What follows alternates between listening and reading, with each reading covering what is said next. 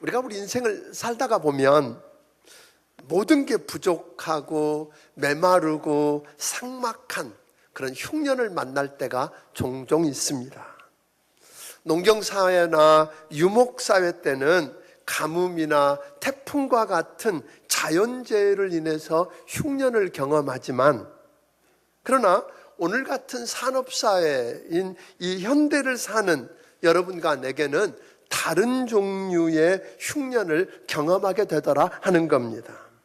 갑자기 직장을 잃어버리고 전전긍긍하기도 하고, 사업이 실패해서 어쩔 줄 몰라 하기도 합니다. 먹을 게 참 많았는데 가정에 어느 날 보니까 언제나 부유하고 넉넉했던 그 집에 먹을 게 마르기 시작합니다. 그렇다면 이것은 경제적인 흉년입니다. 인간관계에서도 우리는 이런 흉년을 경험할 수 있습니다. 시부모와 며느리, 또 사랑했던 부부가 갈등 때문에 생명력을 상실해버리고 형식적으로만 한 지붕 밑에 존재한다면 이것은 분명 흉년입니다. 내가 믿고 신뢰하던 사람들에게 배신을 당할 수밖에 없는 인간관계에 어려움을 겪었다면 이것도 흉년입니다. 다른 건 몰라도 건강만은 자신했었는데 어느 날 갑자기 몸이 말을 잘 듣지 않습니다. 이제 그만 살만해졌다고 생각했는데 흔들리는 건강 때문에 두려움 속에서 아파하신다면 신체적인 흉년을 만난 것입니다. 근데 이보다 더 무서운 흉년이 있습니다. 영적 흉년입니다. 하나님을 사랑하고 하나님과 뜨거운 관계 속에서 교제하며 살았는데 어느 순간부터 첫사랑을 잃어버리게 되고, 성경 읽는 게 부담되고 성경 공부하는 게 싫어지고, 기도도 안 되고 봉사에 열정이 식었다면, 그리고 찬송의 샘이 메말라 간다면 이것은 분명 영적 흉년일 것입니다.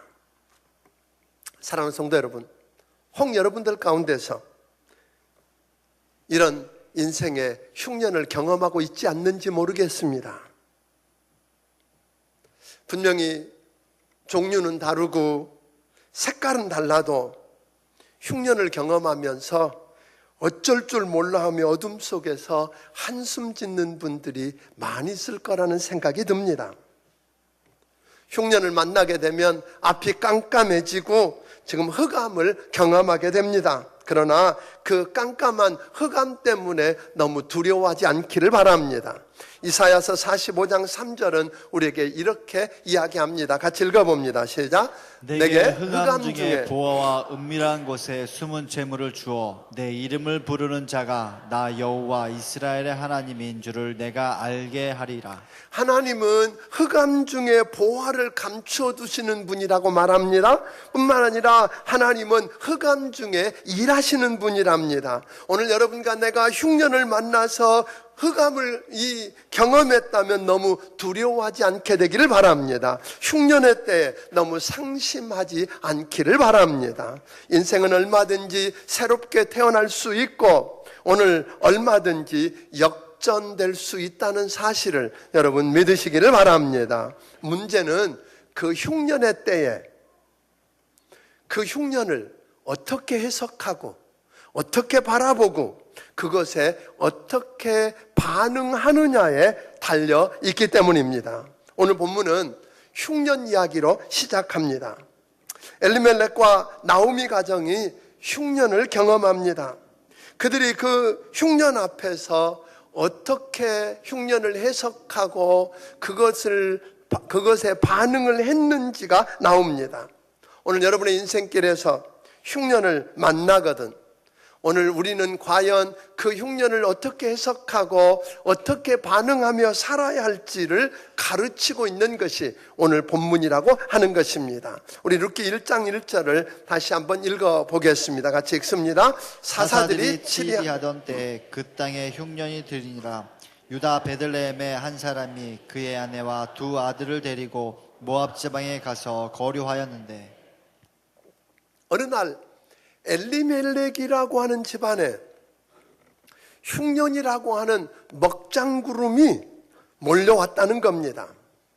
가장이었던 이 엘리멜렉의 잘못된 흉년에 대한 해석과 반응 때문에 이 흉년은 더 큰 흉년으로 이어지고 더 큰 비극을 불러오는 것을 오늘 보게 됩니다. 엘리멜렉이 자기가 사는 땅 베들레헴에 흉년이 들자 여기 있다는 다 굶어 죽겠다 하고 생각합니다. 그래서 발빠르게 움직여서 아내와 두 아들을 데리고 다른 생각 해보지 않고 풍요해 보이고 돈을 많이 벌 수 있을 것 같은 모압 지방으로 오늘 옮겨서 이주해서 살게 됩니다. 그 이야기가 오늘 3절입니다. 같이 읽어봅니다. 시작. 나오미의 남편 엘리멜렉이 죽고 나오미와 그의 두 아들이 남았으며.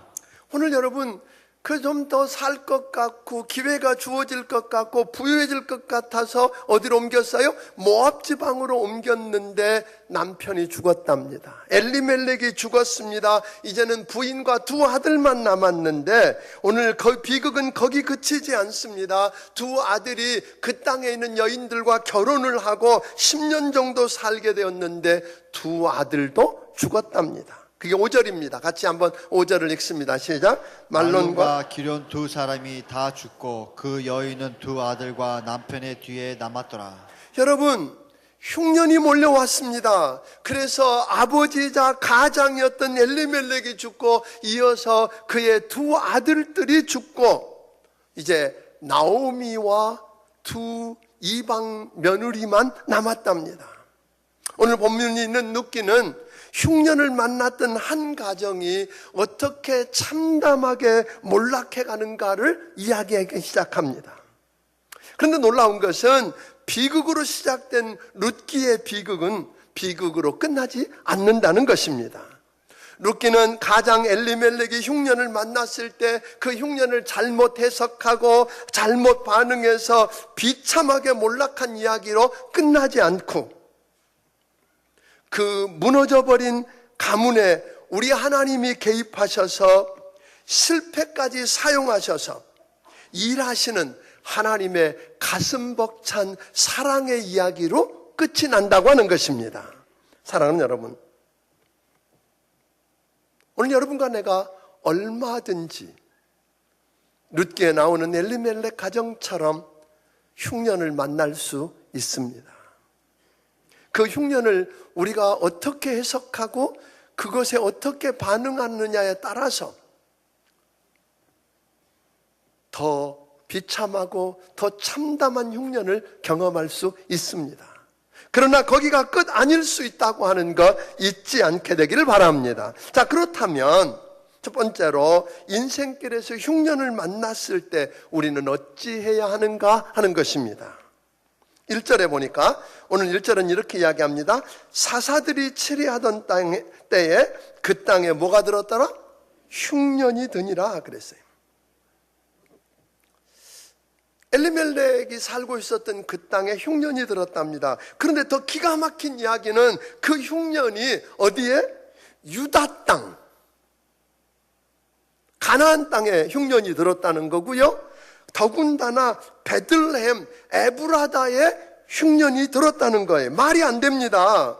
여기는 흉년 들면 안 되는 곳입니다. 왜냐하면 유다 땅이 어떤 땅입니까? 오늘 여러분들이 우리가 신명기를 통해서 보았고 쭉 성경 대탐을 통해서 보았던 것처럼 하나님이 권능의 손으로 430년 동안 애굽의 종로로 다던 그 백성을 끄집어내셔서 약속의 땅 가나안으로 보내시겠다고 그랬단 말이에요. 그런데 그냥 그 약속의 땅을 보내시겠다고 한 약속의 땅은 어떤 땅이라고 말했냐면 젖과 꿀이 흐르는 땅이라고 그랬다고요. 하나님이 약속한 축복의 땅이라고 그랬다고요. 더군다나 그 약속의 땅 안에 있는 젖과 꿀이 흐르는 땅이라고 하는 가나안 땅 안에 있는 베들레헴이라고 하는 곳은 어떤 곳입니까? 베들레헴이라고 하는 말 뜻은 떡집이라는 뜻이에요. 떡집. 여러분, 그 떡집에 뭐가 없어요? 떡이 없다는 거잖아요. 또 에브라다라고 하는 말의 뜻은 풍요로운 수확이라는 말이에요. 그래서 쉽게 말하면 젖과 꿀이 흐르는 약속의 땅인 가나안 땅에 풍요로운 수확을 거두어서 떡을 만드는 떡집에 뭐가 없다? 떡이 없어서 지금 뭐가 왔다? 흉년이 왔다는 거예요. 여러분, 말 안 되지 않습니까? 좀 바꿔볼까요? 예수 잘 믿는다고 그러고 주일도 잘 지키고 예배도 잘 드린다고 그러고 11조도 잘하고 열심히 봉사하는 예수 잘 믿는 그런 가정에 저런 아픔이 찾아오고 저런 흉년이 어떻게 왔는가? 아무리 생각해도 이해가 안 되지 않습니까? 거기는 흉년이 안 와야 합니다. 올 수 없다고 생각했는데 그곳에 흉년이 찾아올 수 있다는 이야기를 하고 있는 겁니다. 그래서 우리는 의구심이 들 때가 종종 있습니다.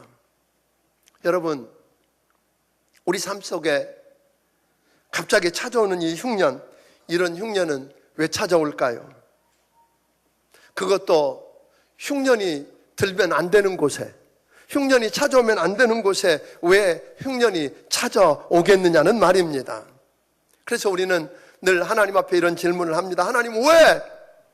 어찌하여 하나님은 내게 이런 고통을 주십니까? 이해 못하겠습니다, 하나님. 하고 하나님 앞에 대드리는 경우가 종종 있지 않습니까?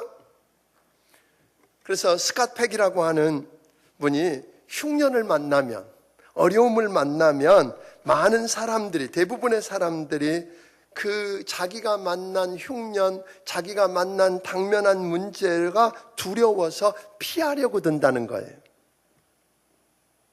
문제를 질질 끌면서 그 문제가 저절로 사라지기를 바란다는 겁니다. 때로는 그 문제가 있는데 문제가 없는 것처럼 무시하고 그 문제를 잊어버리려고 한다는 것입니다. 잘 무시하고, 있는 문제를 무시하고 잊어버리려고 하는 게 잘 안 되니까 약에 손을 대고 술과 담배와 도박 등에 매달리면서 회피하려고 하지만 더 큰 고통의 문제 속에 함몰되어 가는 걸 경험하더라 하는 겁니다. 사랑하는 여러분, 우리는 문제를 정면으로 부딪혀서 돌파하기보다는 주변에서 맴돌게 되고 문제 안에서 괴로워하고 치열하게 오늘 싸우는 것보다는 문제 밖으로 빠져나오려고 한다고 하는 것입니다. 오늘 본문에 나오는 엘리멜렉을 좀 들여다보기를 원합니다. 2절을 한번 읽어보겠습니다. 2절 같이 읽습니다. 그 사람의 이름은 엘리멜렉이요 그의 아내의 이름은 나오미요 그의 두 아들의 이름은 말론과 기론이니 유다 베들레헴 에브라 사람이더라. 그들이 모압 지방에 들어가서 거기 살더니. 여러분, 이 엘리멜렉이라고 한 사람은 그 집의 가장입니다. 한 아내의 남편입니다. 더군다나 그 사람의 이름이 엘리멜렉이라고 그랬다고요. 이 엘리멜렉이라고 하는 뜻은 무슨 뜻이냐면 하나님은 나의 왕이시다, 그런 뜻이에요. 나의 하나님이 내 삶의 주인이시고 왕이 되신다 라고 선언하면서 신앙적인 고백을 하며 살던 사람입니다. 그런 그가 어느 날 그의 삶 속에 폭풍과 몰아치고 모든 것이 궁핍한 흉년을 만나고 나니까 그 문제의 자리, 흉년이 든 그곳을 무조건 떠나서 이사를 가버리고 맙니다. 문제를 직면해보고 왜 내가 이런 흉년을 만났는지 묻는 게 아니라 내가 이런 흉년을 만난 것은 장소가 잘못됐다고 생각을 하는 겁니다. 그러니까 이 문제의 장소를 떠나면 오늘 그 문제 해결받을 수 있을 거라고 착각하고 오늘 잘 살 것 같고 눈에 보기 좋아 보이는 모압 땅으로 살기 위해서 도망을 갑니다.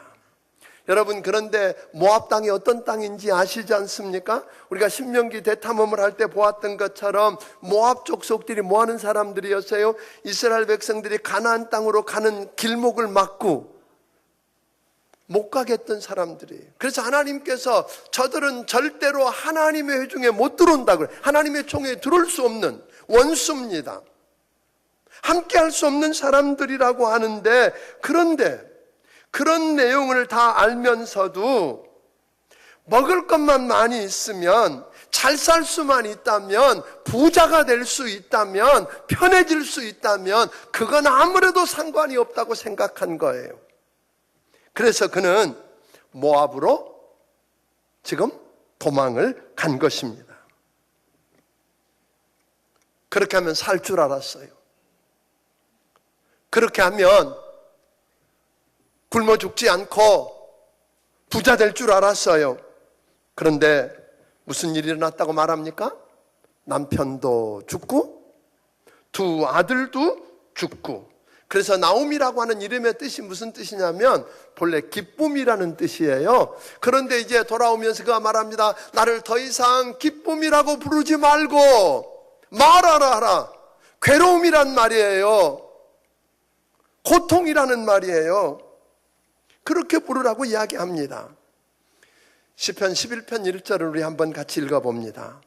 오늘 다윗은 이런 고백을 했어요. 같이 읽어봅니다. 내가 여호와께 피하였거늘 너희가 내 영혼에게 새같이 내 산으로 도망하라 함은 어찌함인가.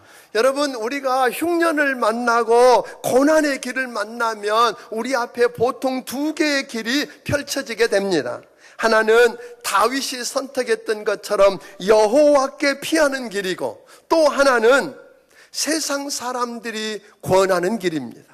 세상 사람들이 추천하고 세상 사람들이 권하는 그런 길이 있더라 하는 것입니다. 세상 사람들은 이야기합니다. 우리가 가보았더니 괜찮더라. 우리가 하는 방식으로 살아보자. 날렵하게 빨리 산으로 도망가라. 그러면 산다 라고 이야기하지만 여러분, 다윗은 속지 말라고 이야기합니다. 아멘. 왜냐하면 성경은 그렇게 이야기합니다. 폭풍우가 몰아칠 때 가리울 곳이 되시고, 폭우가 우리가 피할 곳이 되시고, 폭우가 쏟아질 때에 가리울 곳이 되시고, 메말고 거칠은 땅에 냇물이 되어주시고, 피곤하여 지쳐있을 때 기댈 바위그늘이 되시는 우리 하나님께 피하라고 이야기합니다. 그 하나님. 그런데 세상 사람들은 여러분과 내게 다른 이야기를 합니다. 그거 아니랍니다.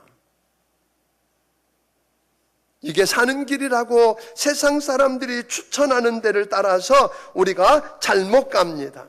그렇게 해서 오늘 엘리멜렉이 모압 땅으로 가버린 것입니다. 그렇다면 왜 이렇게 잘못된 선택을 할까요? 왜 하나님께 피하지 않고 그분께 왜 이런 일을 만났느냐고 묻지 않고 세상 사람들이 추천하고 세상 사람들이 가는 길로 도피했느냐고 하는 것입니다. 그 이유는 흉년의 의미를 잘못 해석한 겁니다. 흉년의 의미를 잘못 깨달은 것입니다. 흉년은 뭘까요? 이 흉년이 의미하는 게 어떤 것일까요? 왜 흉년이 올까요?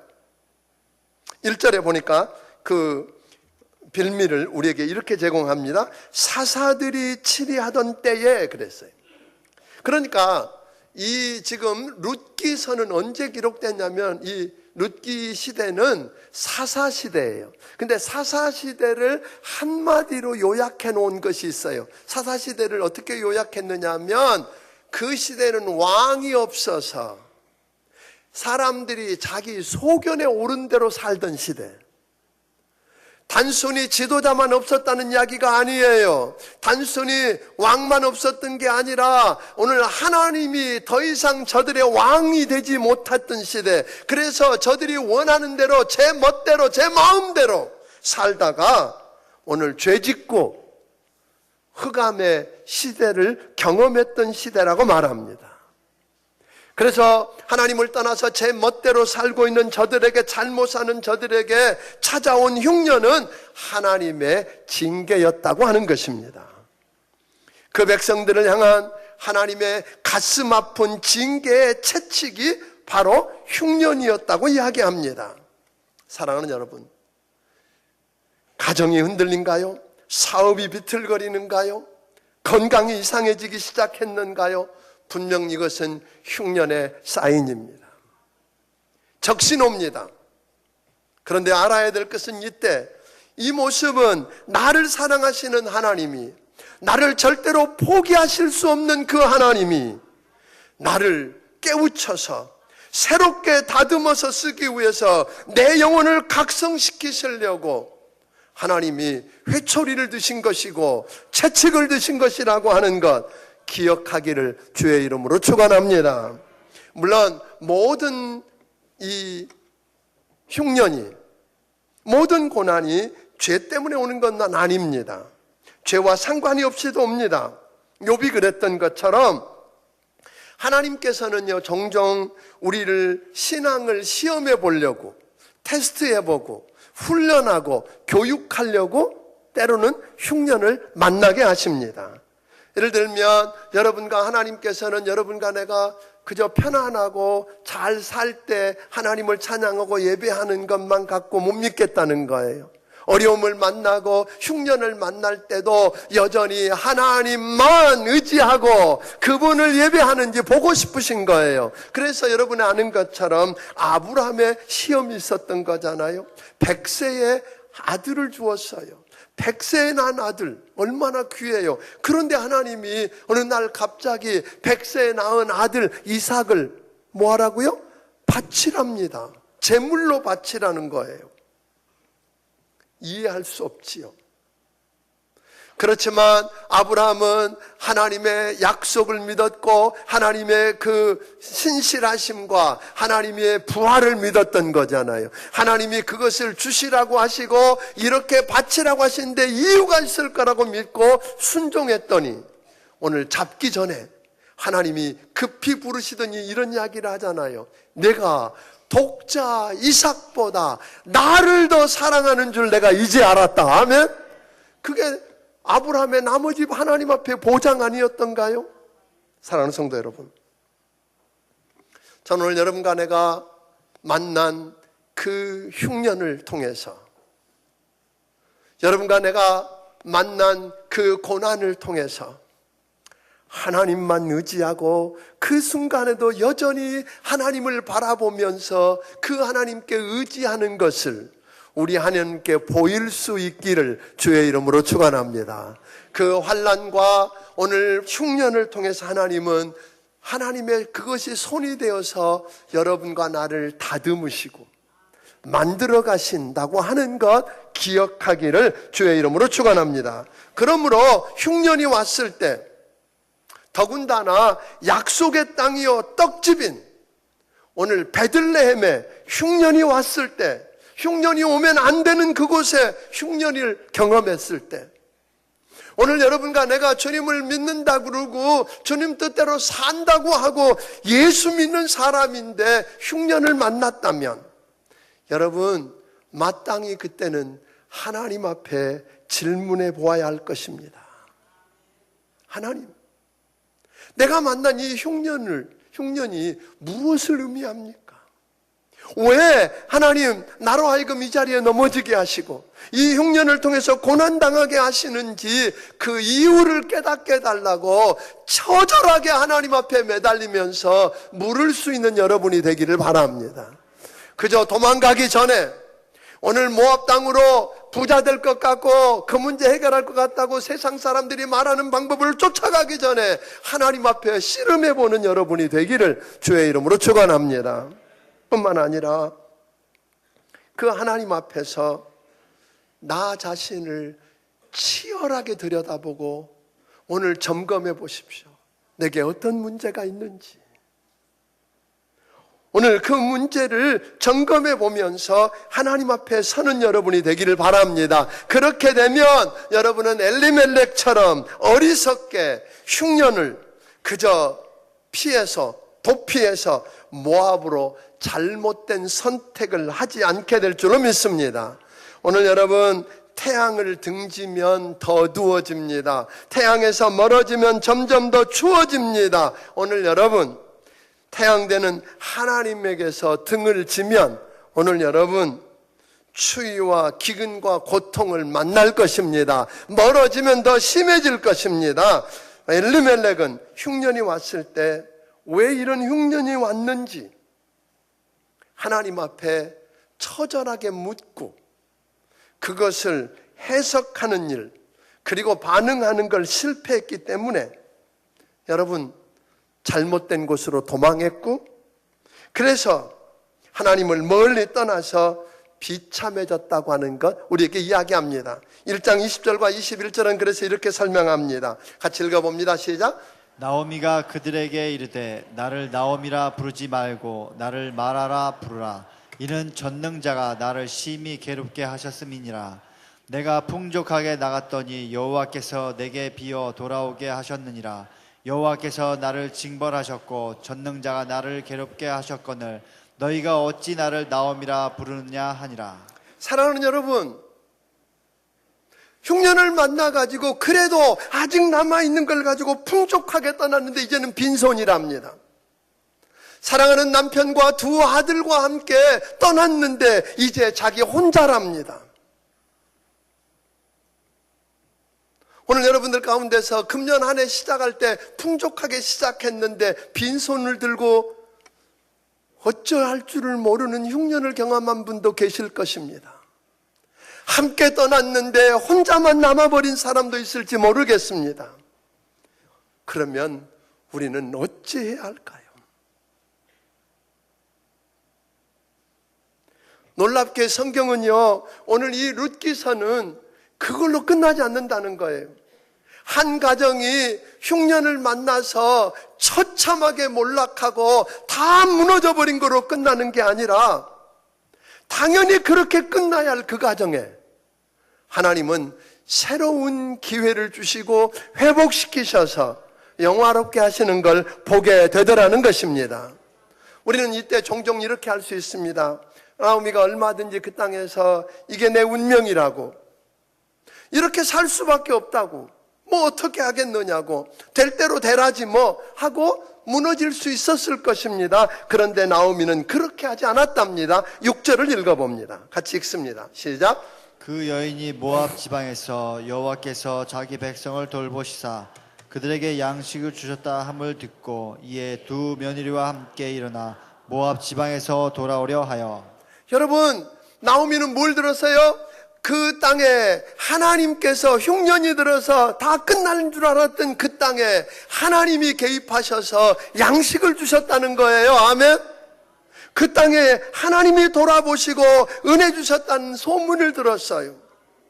당연히 떡이 있어야 할 떡집에 떡이 없었는데 떡이 생겼다는 이야기를 듣고 지금 누가? 나오미는 그 집으로, 하나님의 집으로 돌아가기로 결정하는 거예요. 아멘. 돌아가는 게 쉬웠을까요? 사람들 볼 때에 자기들이 얼마나 지혜로운가를 뽐내면서 제일 먼저 그 남아있는 걸 풍족하게 가지고 떠나는데 이제는 빈손이에요. 사랑하는 남편과 두 아들을 데리고 당당하게 떠났는데 이제는 혼자예요.